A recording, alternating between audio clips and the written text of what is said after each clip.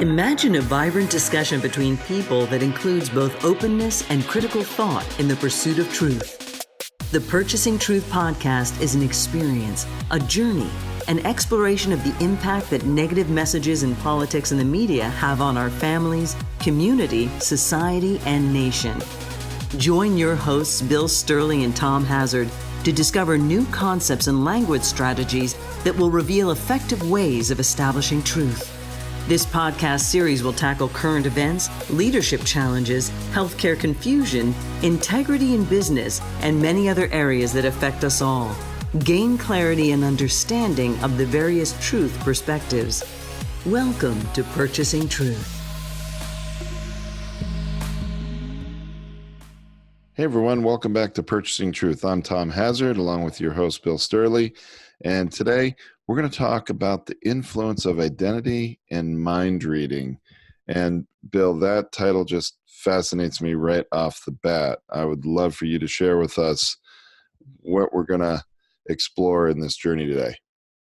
Well, thanks for having me, Tom. The influencing and how truth gets influenced is that if I have an identity about something, if I'm holding a certain set of beliefs, real or imagined, and I've invested in that, I've invested my thought, I've invested time, I've invested my energy into that belief or that identity, what winds up happening is that I am not going to be filtering things from a broader perspective. I am just going to be funneling it through that identity, that limited truth, because my team is so important to me. It's more important than the truth of what the team said or did. Wow. Okay. So as that thing lands like a thud, because you can feel it.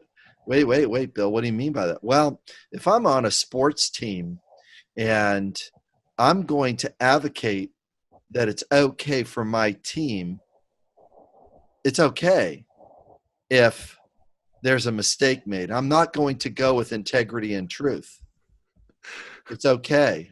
You know what? The ref just made the call, and it's not my fault that the ref made the call. It's like, well, it's out of, or didn't make the call. It's not true though. The true is that they broke the rule and you didn't get caught. There was no recourse for the thing that you didn't caught, even though it was there for everyone to see. The person that was supposed to make the call didn't make the call. So let's use a recent example of that, and I have one in mind. Certainly this in a sports one. So, and it's a quick one.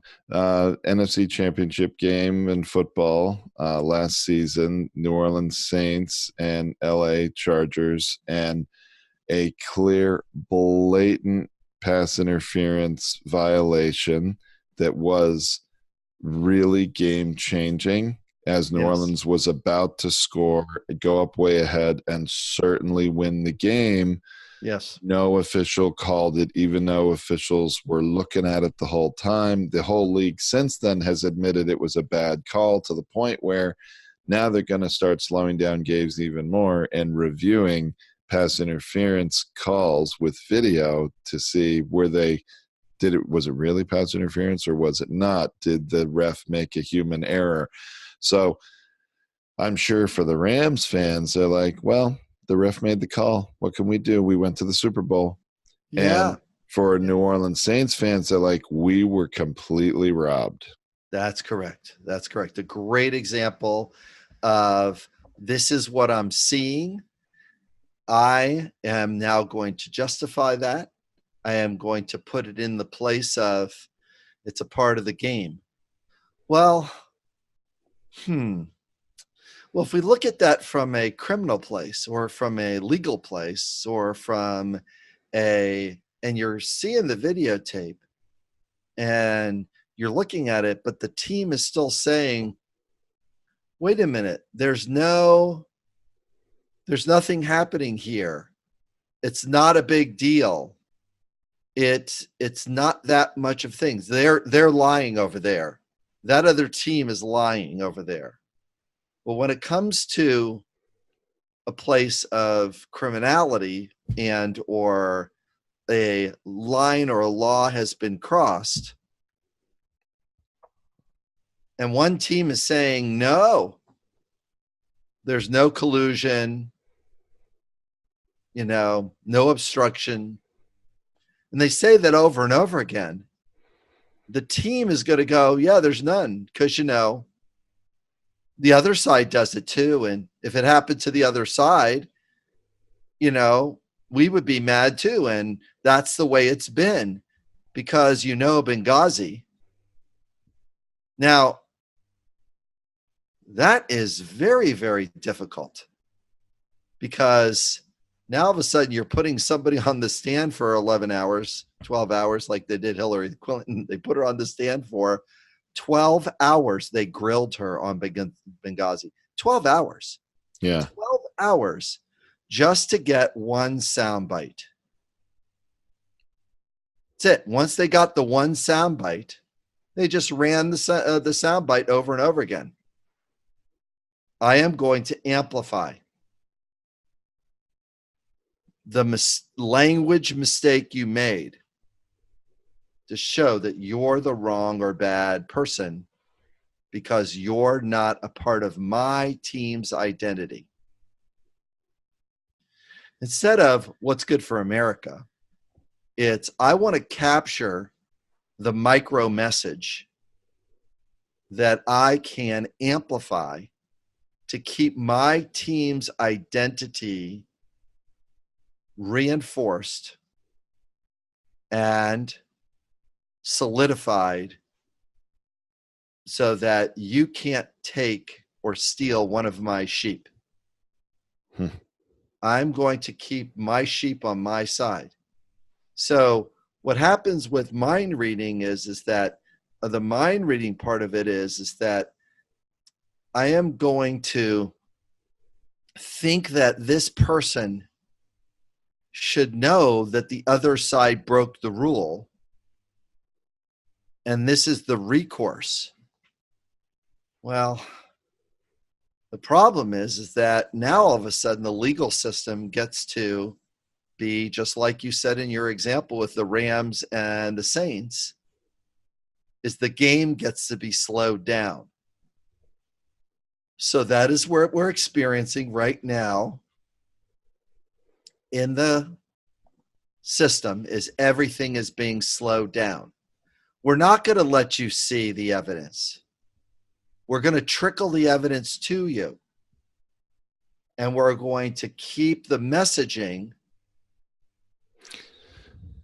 Well, the messaging now is trying to be, oh, well, let's investigate the investigators. That was the real crime in this, right? Instead of continuing to peel back the onion and expose the actual evidence within the Mueller report.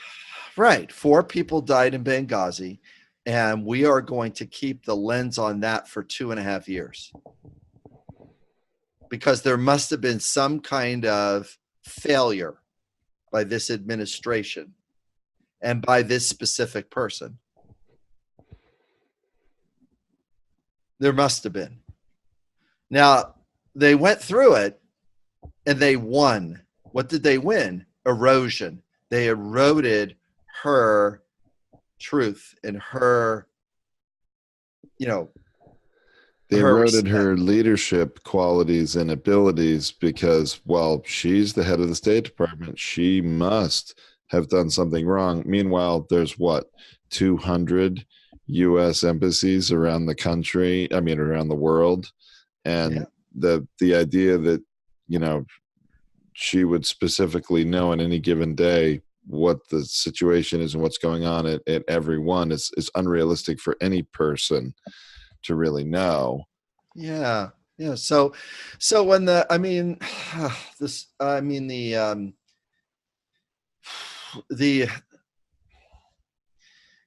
was really hard because with the first part of the Mueller report with the the intensive, systematic exposure that Americans faced with the Russians using social media and using one of our primary values as a country, freedom of speech, as a weapon against us. That's what happened. Right.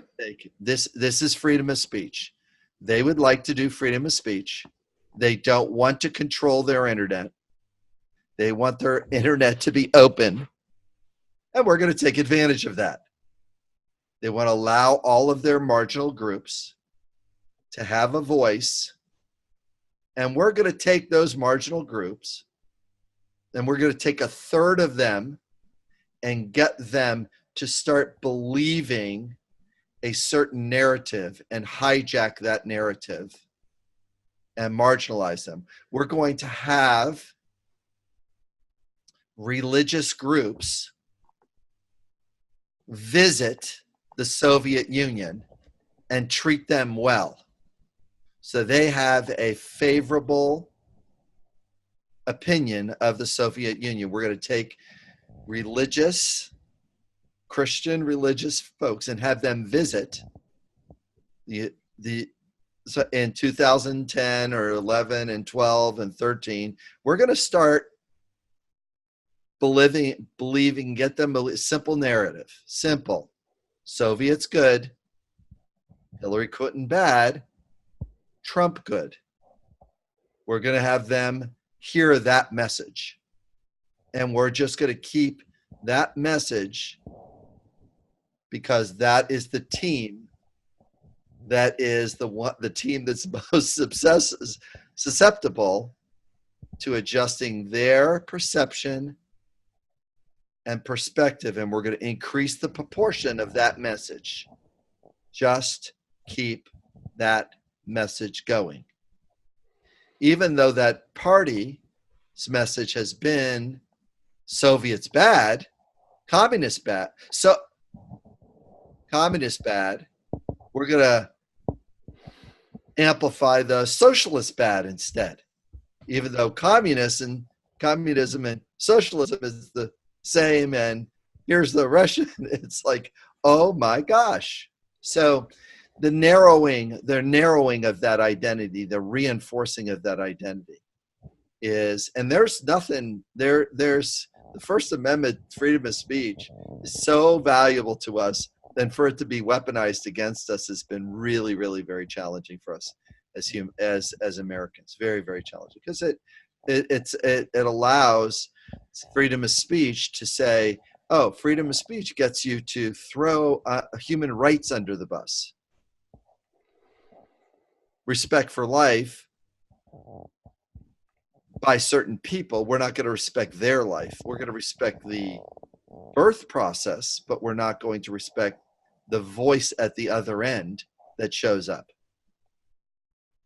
So this one's really tough because the influence of identity and the mind reading that takes place is that because it's my team, I don't have to question because I've bought the jersey. I am the LA Ram fan that now get to go to the Super Bowl because of a ref's bad call.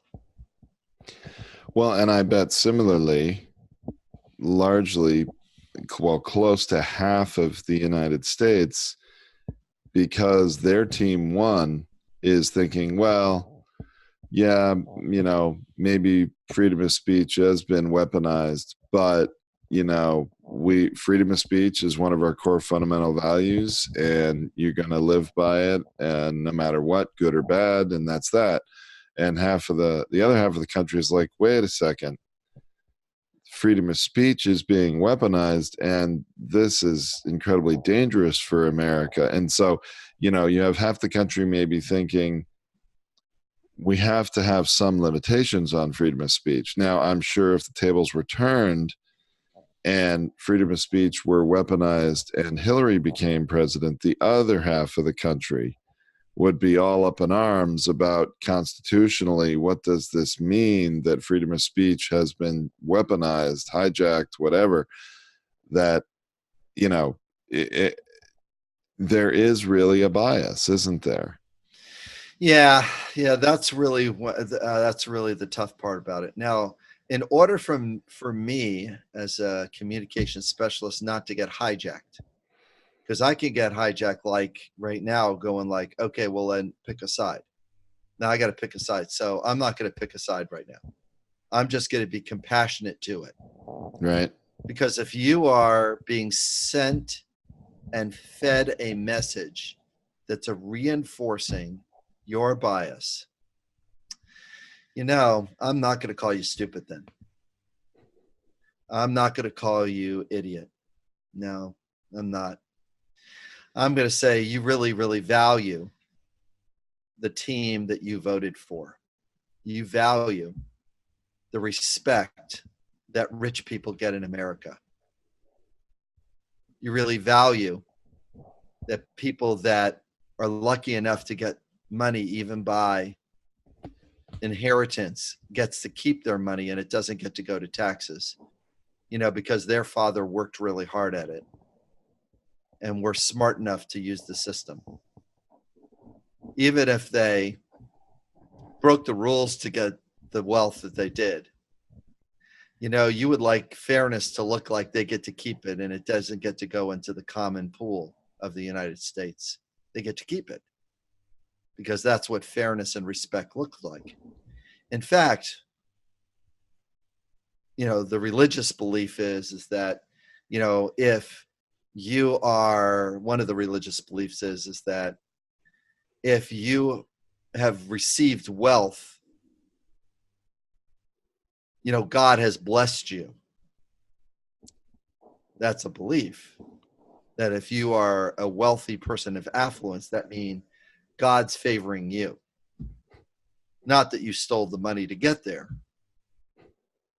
I'm not looking at that, because a big part of tithing and getting into the flow of the natural contribution of money inside a religious mindset, and let's not make it wrong, is that there's something too, when you're generous with money, your brain gets to see money as more of an energetic flow, and it's easier to give and receive money instead of contract money, because that doesn't go well. But it also gets to say, here's what your 10%, 15%, 20% tithing looks like. But isn't tithing and taxing the same thing? Because it's contributing the greater good? Well, So maybe one's voluntary and one's mandatory. I don't know, but well done. Oh my gosh, I hit one of your biases. How funny was that? Wow, you walked into the bear trap. Congratulations. Well done, Tom. Thank because you. the perception and perspective, the proportion is, hey, you're going to get rewarded. We're not sure when God's going to reward you with that, but you're going to get rewarded. We're not sure. And it doesn't have to be just Christian. Karma. This is good karma. Wow. Our belief structures are so wired, and we don't want to rewrite those.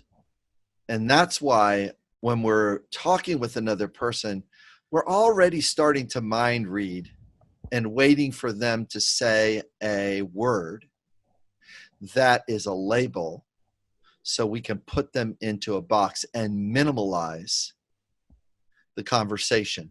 It's easier to understand when it's a smaller conversation. It's harder to understand or to do something adult by dealing with the level of complexity is, if we put money here, it's going to help this amount of people, but there are a few people that will take advantage of that. So for example, if I do a welfare play, if I help a poor person, Well, there's a certain amount of poor people that will take advantage of that system and create a belief or even a tragedy by stealing money and not doing anything for the handout I just gave them. There's certain homeless people that will not take the handout, will take the handout and stay right exactly where they are, because their belief structure is that, well, I made it through today. I'll wait for the next handout tomorrow, because it's much harder to face my demons and make my own money than it is to take the handout I just got. Now, I'm not saying everybody's like that. To see how this whole thing really affects our truth. It does. I think even the word handout may be a bias label a little bit too, isn't it? Yeah. Totally. Yeah. Totally. That is a shiny lure that just went in the water, that as soon as they say handout, I got a whole bunch of entitlement people just going after that lure right now and going like, yeah, that's a handout. It's like, well, I guess then the Good Samaritan was, a socialist, a socialist. So the Good Samaritan really needed to walk by the person that was, beaten up and robbed on the road and not help them. Is that where you're going next? No, you're supposed to help. Which person? Well, you can't help all of them. Well, who do you help? Oh, just the white people. But the black person that's been beaten up on the side, you don't help that person. It's like, oh my gosh. It's like, the bias and the straw men and the belief structures that are in our own mind easily get hijacked, and truth gets hijacked because all you got to do is stick a label in there. Try this one out for a size. The Republican Congressman Jason Amash said, hey, listen, here's the obstruction, and I read through this, and this is what it means to obstruct, and this is a breaking of a law, and this is what that law looks like, and I would vote for impeachment even though I'm a Republican. You know what this is? He just, I'm breaking with the belief structure, and I'm just going to go after that. In fact, I'm just going to do a town hall meeting, and I'm going to talk about that openly to the people that voted for me. Now, as he talked about it openly, there were people in the audience that got pissed. You are saying something against our team. You're saying something against our identity. I voted for you, so you vote for him. You support him no matter what. Well, he broke some rules, and that's obstruction, and he's supposed to go to jail for that. And this is what impeachment looks like. And am I going to pick the rule and what I took an oath to, as I point one finger in one direction, or I'm going to stay to the identity of the team and ignore the bad referee call? Or am I going to point out the referee that made the mistake or clouds the issue? He pointed out the referee. He said, the attorney general, as the referee, is making the wrong call and also use legalese to distract everybody from the bad call so that our team will feel better about itself or even get hijacked. Now, we need compassion and empathy right now for that process, not judgment and criticism. Because you and I can start throwing stones at this and go like, well, they're wrong. You go, that's not helpful. It's not helpful to point them out as wrong, Tom. It's just not helpful. Did Justin Amash use any compassion or empathy as he's talking to the town hall, or did he fall into the trap of, arguing facts? I think he fell into the argument mostly of arguing facts. I think he needed to use a little more compassion and empathy when he was in the front of the room. He might have best be led with, listen, I really felt torn about this. Part of me wants to stay with the identity of our team, but another part of me really wants to really advocate for truth about what obstruction means. Part of me really felt confused at the beginning until I met my need for clarity. And when I had clarity that was clear, then what wound up happening is I couldn't stand by the bad call. See, that's compassion and empathy for the people in his room. Now, what winds up happening, if you do not do the compassion and empathy and just say, this is what this rule that's broken, then you're a LA Rams fan that is saying, hey, that was a bad call, and the Saints should have went to the Super Bowl instead of our team. And I'm sticking to that. The Saints should have went to the Super Bowl instead of our team. The Saints are in the Super Bowl. They're in there now, so I'm going to just support the Saints. Support the Rams are in the Super Bowl right now, so I'm just going to cheer for the Rams. And yeah, the Saints are back there, but I'm not going to argue with because Trump won and our team won, even though they had the referees and they had the cameras focused on this other thing. So in a sense, what Justin Amash did, and I don't know how this is going to land, I may make you laugh, but he really kind of ripped the Band-Aid off of the whole situation, right? And in a very probably not non-empathetic way, in a very fact-based way, kind of like what we've talked about in the past, that the news media, the commentators or the journalists who are reporting on a lot of these things tend to try to use facts to try to change beliefs, and that's not always the most effective. In fact, it's rarely the most effective way to do it. And he ended up shocking all these people. They're like, who are you? What are we through the looking glass, or are we over the rainbow? What the heck happened here? Because my news programs I watch are telling me everything's fine, there's nothing in the Mueller report. Why are you here messing everything up? That's correct. Why are you messing up my perception? Why are you messing up my perspective? I have just listened to this been proportionalized and grown to my team is great. It's good. My identity is good. My vote was good for Trump. See, the thing is that Trump is still doing that with he just did it with the Dean testimony yesterday. The Howard Dean testimony. This is the guy who isn't his name Howard Dean? That different guy, but Dean. Whatever his first name is. Yeah, Dean. Howard. It might be Howard Dean. Is he the one from the attorney? The Nixon attorney. Nixon attorney. He was like the first witness in to go before Congress and basically illuminate that the president has actually was not doing the right thing, right? Yeah, John Dean. John Dean. Oh, I'm sorry. Dean. So that's okay. So John Dean was the attorney for Nixon. And he said, no, I'm not doing that.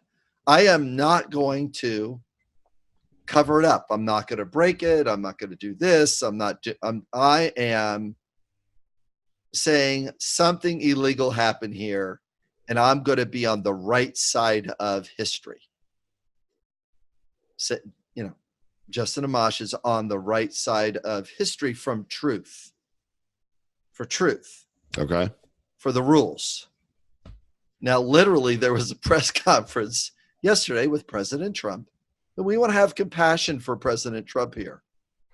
He's trying and struggling for looking to meet the need for respect and acknowledgement and recognition. Those are his own needs, right? Those are his need and self-worth, by saying John Dean was a loser, was disbarred. That's true. He was disbarred. You know, he was wrong. He wasn't loyal to Nixon. It's like Nixon committed a crime. There's a point where loyalty ends. When somebody crosses that line,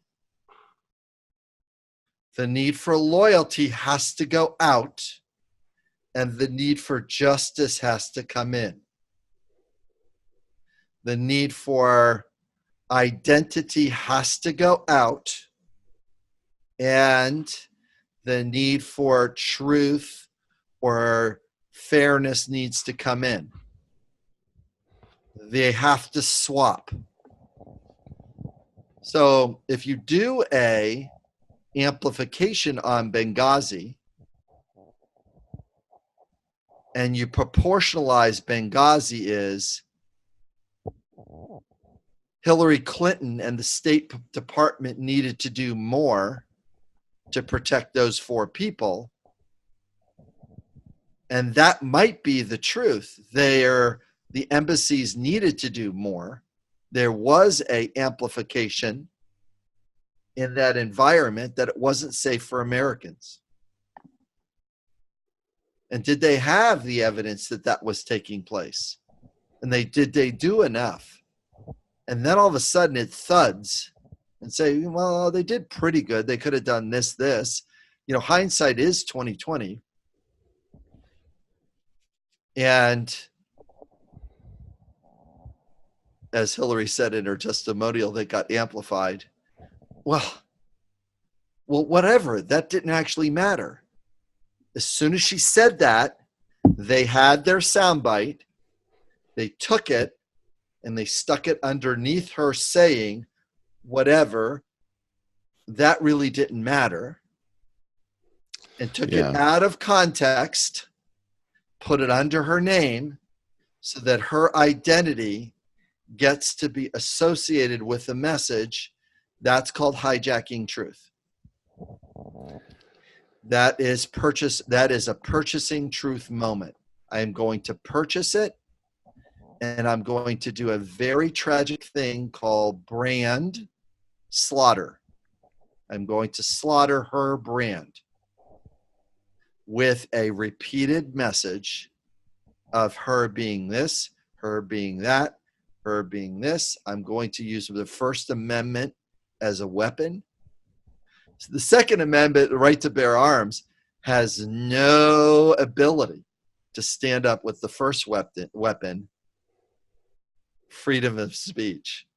That's the thing to be weaponized. Then you just hijack the people that are fighting for the Second Amendment and then use the Second Amendment against and the First Amendment and put those two together, and now you know exactly where the Russians are attacking. They don't need to put troops on the shore. They don't need to launch a sub. Our military is 10 times larger than their military. We know where their subs are.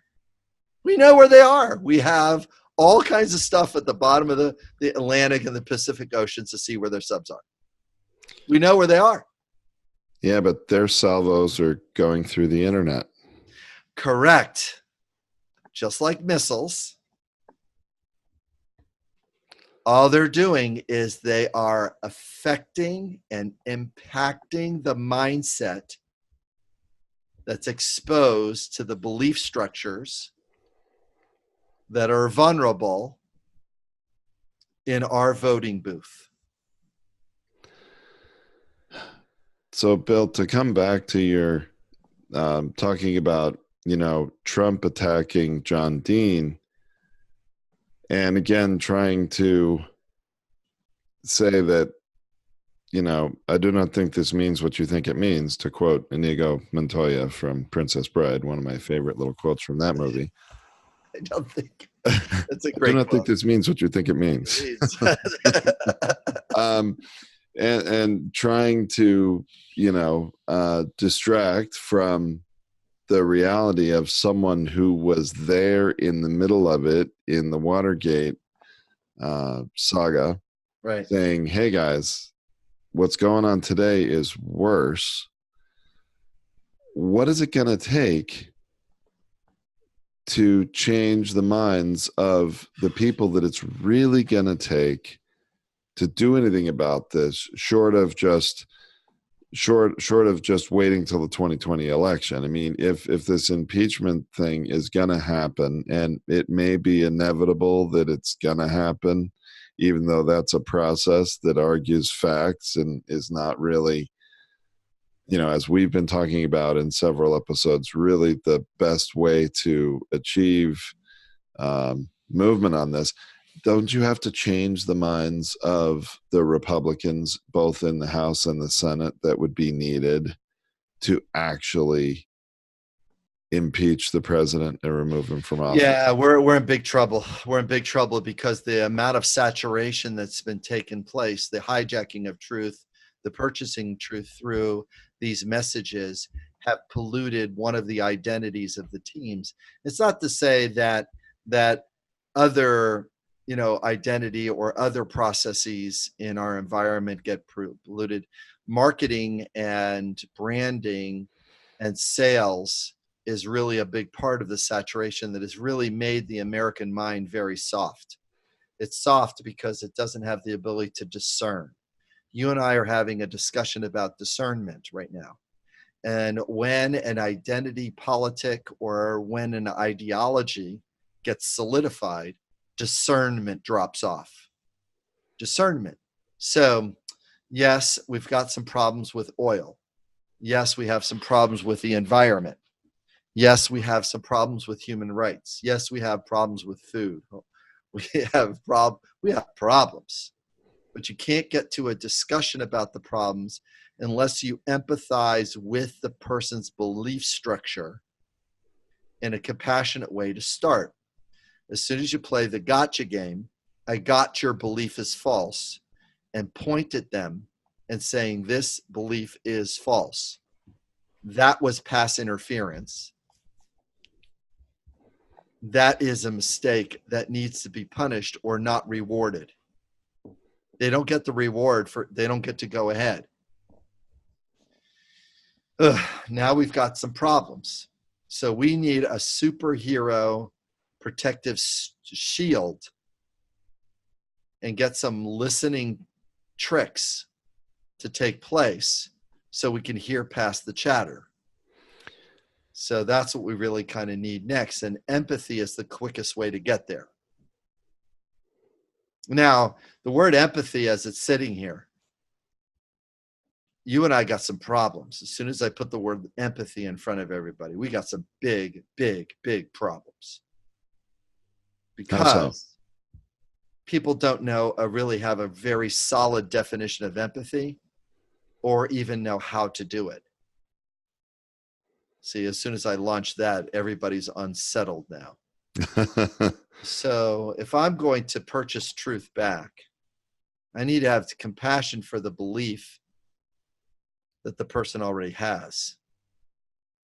So, and make sure that I bring a conscious intention about the need that they're going for. Yeah. President Trump is having a little trouble with respect. He's having trouble with his own self-worth and his own recognition and acknowledgement. For somebody to have so much money and to lose so much money and still have so much money and still be able to lose so much money and still be able to use the tools and tactics that has caused him to lose so much money at the expense of Americans, and being able to talk about that issue straight about how he's met his need for respect, how he's met his need for recognition and self-worth and identity at the expense of the country at the expense of America is really a sobering message. Sober is important here because we're really not and don't have very much emotional sobriety right now. We have emotional reactivity. We are an addict to messaging. Our beliefs are hijacking us. And it's really detrimental to our values. Well, I don't see all of a sudden in the next, what is it? 19 or 20 months. I don't, maybe it's not that much, 18 months or so. I don't see all these politicians in Washington suddenly understanding empathy and, changing how they speak about the president, deal with each other. So short of So at this moment right now, I hear you feel doubtful and skeptical about getting truth and trust to penetrate the marketplace. Is that correct? That is correct. And I do. Well, let's put a pause in that. All right. Because that's exactly what I just did, is empathize with your position. I just used empathy right there and cut you off from going down the helpless, hopeless narrative you were about ready to go down to, because you were moving down the place. Because I would easily jump on that cart in a second, and most American and things jump on the cart of hopeless and helpless, because guess what? It's hard to have an honest discussion about how our feeling of doubt and skepticism, because we can't have a safe discussion about truth. We can't have a safe discussion about trust. We can't have a safe discussion about values that matter most to us. And I'm going to say this, Tom, it's going to disturb everybody. We need to reorient how we are meeting our needs collectively, instead of independently saying my need for loyalty and respect is higher than the need for justice and the need for truth. Do you see how I just pulled those suckers apart? Yeah. Because those things need to be together. They can't be apart from each other. And right now, we have them fighting against each other. Loyalty for America and loyalty for the institutions that we've built is more important than loyalty to a party or to an identity. I need to have an identity. Recheck my identity as the NFL is this mistake that is made in the middle of one of our most important games, has no recourse. We can't right a wrong. We can't right a wrong. We have no rule for righting a wrong. We have no rule for righting the wrong. Now, how does that impact the game? Well, I'm going to throw a challenge flag. I look at the replay that I got it. The ref missed the call. He was looking away. He tripped over the sideline and wasn't looking at the play. I need recourse. I need justice. And the weird part about this is, Tom, is that this is why we have a Congress, is to rewrite the rule. This is why we have a Senate to rewrite the rule, to adjust the law to our modern age. This is why we have a constitutional amendment to give women the right to vote, because at the beginning, that was wrong. Now we're making that right. We're adjusting the rule. And when the Senate doesn't allow us to change the rules or even consider changing the rule, because the identity that's taking place and that stonewalling of adjusting what's best is not taking place. And we're going to get into this next time, Tom. We're going to get into this. Here's how to apply empathy in real time to get back on the right course for a healthy dialogue. That's where we're going next. Because if we don't get to there, it's all right, wrong, good, bad. You're bad, you're wrong, shut up. Boy, wouldn't that be a great place to get to, you know? And That's in right. real time. I think the operative word is in real time. You got to do it in real time. Yep. Because, and that takes some, I mean, and I'm speaking a little bit from experience here to our listeners. I mean, because I've been a student of yours for a couple of years now and using empathy in order to communicate with people in my business. And I've found it tremendously valuable, but it is hard to know in the moment. That's right. You know, it takes a lot of practice to get to the point where you really know what to say. And like you said, how to read the person by what they're saying, by their behavior. And, you know, it's not an easy thing to do if you have no experience at it. That's right. It is a skill. It is a languaging skill that it's deceptively simple. It's very challenging because it looks like, oh, if I just answer this person's question, or if I just give this person the truth, then they'll hear my side. No, they need empathy for the pain they're in first. They need empathy for the pain they're in. So if somebody goes into a rant at the Justin Amash, town hall, if he goes into that spot, his next sentence has got to be empathy. So I'm guessing you're furious because you want me to stay loyal to the president. Is that correct? That's his best next sentence. That's his best next sentence. Not, well, the truth says this, because his soundbite is not as important. His truth cannot stand up to the emotion that the other person is expressing based on a false identity belief. Yet they won't even hear the truth, will they? No, they can't even hear the truth.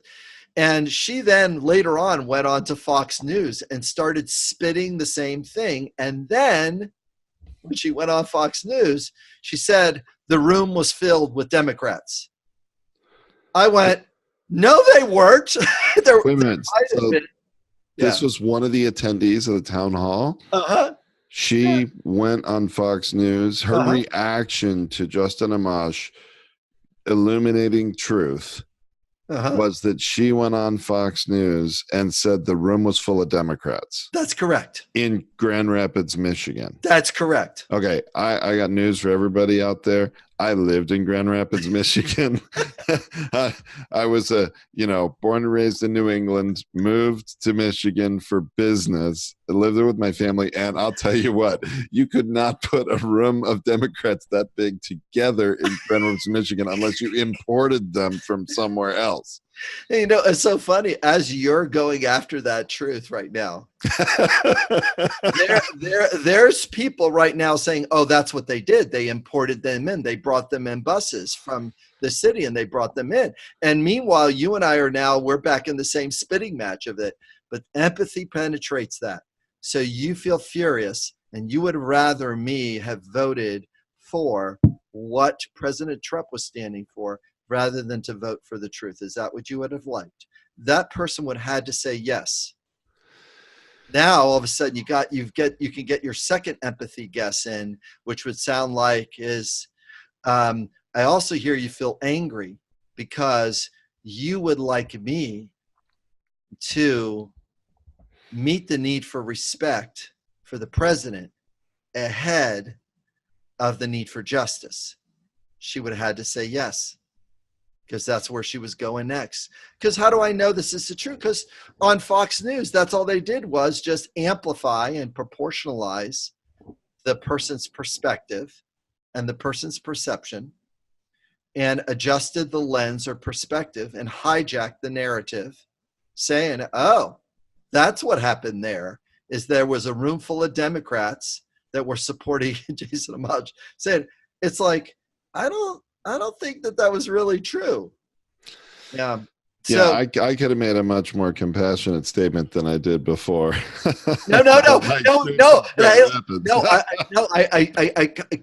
Tom, what you just did was the most magical thing that you could have ever done. You illustrated the lure in the water. You illustrated the pursuit and the belief that whether it's Cory Booker, whether it's Kamala Harris, whether it is Bernie Sanders, whether it is Elizabeth Warren, whether it is Joe Biden, whether it is any of the other candidates that are moving up the poll, if they're going to make their moment has to come from the place of empathy and compassion for how the freedom of speech and the person's identity is not wrong. It's just been hijacked. It's not wrong. It's not wrong to value loyalty. It's not wrong to value respect. It's not wrong to value a person's acknowledgments and recognitions, or how our value in the United States, that wealth is the most important value, to see that God supports that person. That's a strong belief that people have. It's not wrong to believe that God is supporting President Trump because he's rich and his family was rich, and God's behind him because God is a part of wealth and abundance, because God is abundant, because that's what God wants for us if we follow him. That's not a bad belief. It's just been a belief that's been hijacked, that's been allowed to say, my team gets to make mistakes, your team doesn't. My team gets to be held to a different standard, your team doesn't.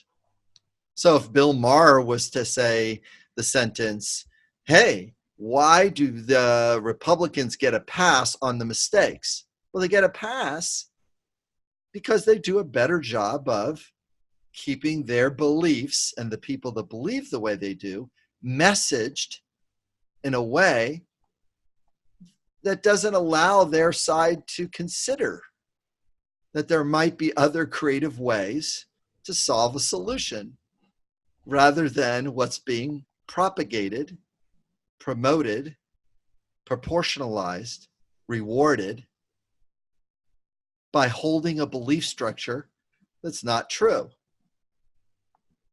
Ugh, does this become unsettling? It's unsettling. They get rewarded for that belief structure because people believe the way I do. This is my team. I have the hat. I have the jersey. I have the LA Rams jersey. I have the New Orleans Saints jersey. I have the New England Patriots jersey. My team is better than you. Therefore, God loves the Patriots better than anybody. Gosh, you know what? I think that there's a skilled mindset and a skilled set of coaching that's going on there, as well as a skilled set of talent that is on that team, that they are able to do the best they can in this game called football. Whether you like it or not, Tom, Patriot fan, or not. Not because, anyways. Yeah. Oh, my goodness. We can go on and on like this, but the main thing for our listeners to tune in for and listen to next time is, how do you implant messages that are compassionate and empathetic to somebody that is saying the most horrific, false things in your direction? How do you actually face that? Not with criticism, not with judgment, not with defensiveness, not with contempt, not with minimalization by withdrawing, oh, those people, not with labeling diagnosis. Don't go there. If a candidate does not go there. There's only one candidate I've seen that's anywhere in the neighborhood of doing that, and it's Mayor Pete Buttigieg. That's correct. And he just went up 10 points in the Iowa polls. I noticed that. He is really coming up there. And, A lot of people think he may be the dark horse, but I'll tell you what, I don't. I think if he keeps talking the way he does, he is using empathy, and that is going to work in the long run, I believe. And I'm biased because I'm a student of Bill Stierle here. Yes, that's right. It is, and he's the one that he is the one that does it the most. And even though Elizabeth Warren is doing a wonderful job with policy, and I have a plan for that. That's really great. You have a plan for that. But if you do not enroll a 10 to 20% of the person's identities in the electorate with empathy, your plan will be greeted the same way Hilary Clinton's plan was greeted, which is, I don't care if you have a plan, you have brand damage. I don't have trust. You don't have empathy for us. You called us deplorable, even though you repeated what somebody else said to you. We have that soundbite. We get to amplify that. Right. Coming off like the angry advocate is not as valuable as coming up with the empathetic, passionate advocate. See the difference? Yes. Angry advocate is you're wrong, I'm right. Compassionate advocate is you are utilizing the system in order to meet your needs. I'm compassionate to that because it's at the expense of others. It's okay if you're using the system to help everybody, but it's not okay if you're just helping yourself. That's an empathetic or compassionate narrative, which regrettably the candidates do not have in their narrative. They don't. Mayor Pete does most of the time, but you got to upgrade your language game. They just got to upgrade their language game. So, anyways. All right. Well, hey, I'm excited for the next episode and to continue on this journey and to learn about that right there. Yeah, we want to active. We're going to use empathy and choice, to activate truth. That's what we're going after next. Empathy and choice to activate truth. That's what we're going after next. Awesome. Thanks so much, Bill. I look forward to it. Thanks, Tom. Talk to you soon. Bye.